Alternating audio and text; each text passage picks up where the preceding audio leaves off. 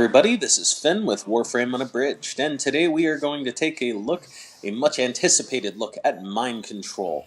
You see, with her abilities, they all kind of work along the same lines, and without a doubt, Psychic Bolts is just kind of a waste of a power slot. And, nobody ever equipped it whenever mods relied on you actually equipping them. And mind control wasn't all that different. It kind of changed fairly recently with the augment, though, Mind Freak.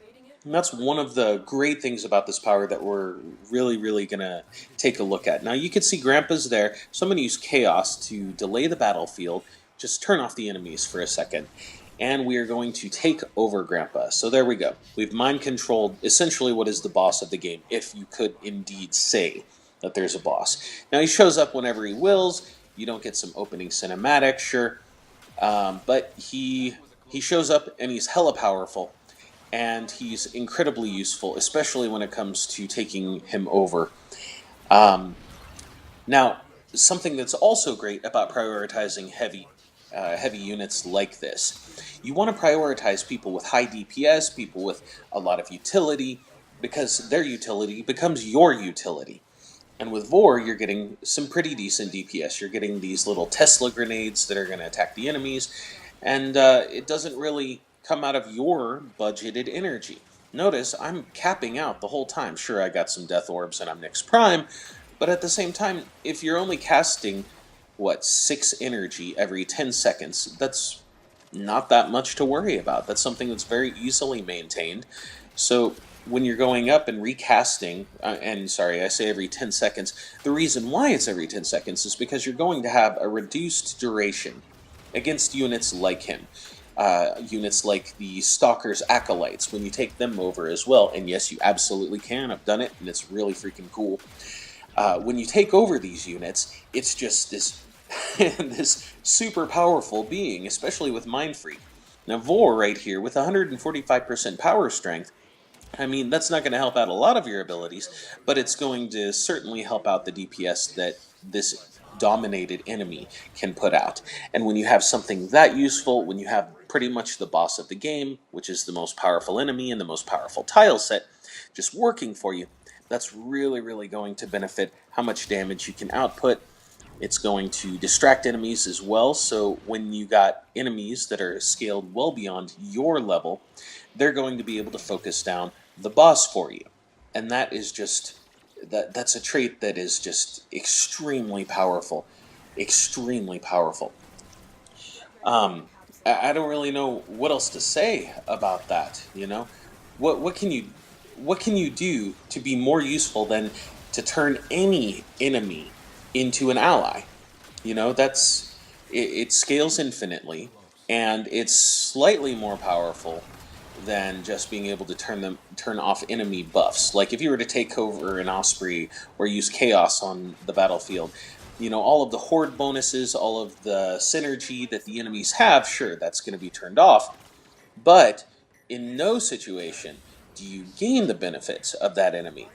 And that's where mind control just really shines. You get to take any enemy, whether it's the boss of a level, the boss of the game, more or less. And I realize it's not going to work on some other bosses, but still, when you got units this powerful, it's just really going to shine. It's going to give you extra DPS, it's going to give you extra buffs, and that's what we're talking about now. Notice I'm mind controlling an ancient healer. Well, notice now I'm shining from top to bottom. Now, I don't know if anybody here has looked up any of the horde bonuses and what they're capable of, but that shining top to bottom essentially means that I have their horde bonus that they normally give to a bunch of infested that they're linked with. Now, what does that actually mean? Well, for an ancient healer, the aura is going to send out pulses that links you to it, but it's also going to, with that aura, it's going to reduce incoming damage.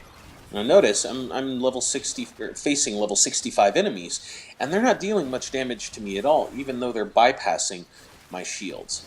Okay, but what's more important is I'm walking through, I'm not even attacking them really. I'm just standing in the middle of their toxic cloud, and I'm being hit by their, notice I'm being hit by their knockdowns even, and while everybody else is planted flat on their ass, I'm just kind of like, hey, what's up guys?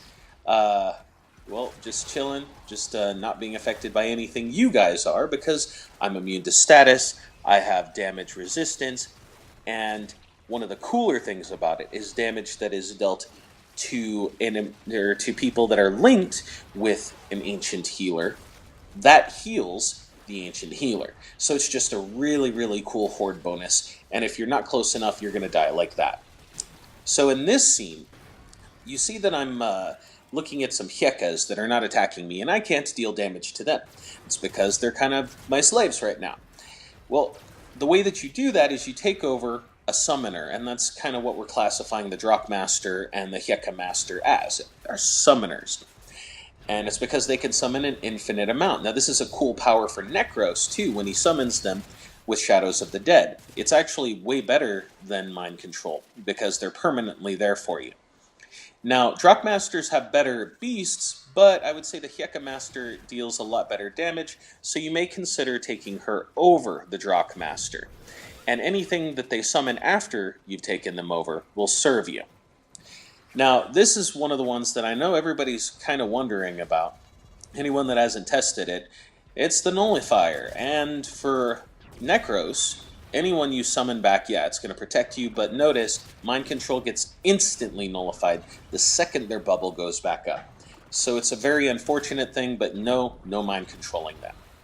So in this last portion, notice we're taking a look at a Heavy Gunner. It's a Heavy Gunner Eximus, and this is where I'm showing you the rationale behind using Mind Freak, okay? First off, with Mind Control, you always want to take over a target that's going to really benefit you. But with Mind Freak, you want DPS, because there's really not much of a point in getting such a hefty bonus if you're not going to make the most use out of it. Otherwise, it's just a power that's squandered. Now, we all know, I mean, it's a level 65 Heavy Gunner Corrupted, okay? It's also an Eximus, so they give me the shield. Notice, it's like a horror film. You're just seeing people dying, even though you're not really seeing. And look how fast it's melting this one's health. Okay, that's nothing to sneeze at. That is an extremely powerful asset that you have, that you could just take that DPS from the enemy and put it on your side, and it's just going to mow people down for you. The last thing that I want y'all to take a look at is how the Heavy Gunner, I can still focus it down. You want to keep really heavy hitting units like this Mind Controlled so that you can still deal the damage. It won't deal it to them until the duration expires, but it's still something that you can do to make sure that heavy units like this don't kill you. Well, that is it for today, Tenno. I hope you really enjoyed the video, and if you did, feel free to like it. If you particularly enjoyed the video, I'd like to invite you to subscribe for more Warframe content. You can find me on Twitter as well, most hours of the day, and the handle is the same as my channel name. But until next time, stay safe, Tenno.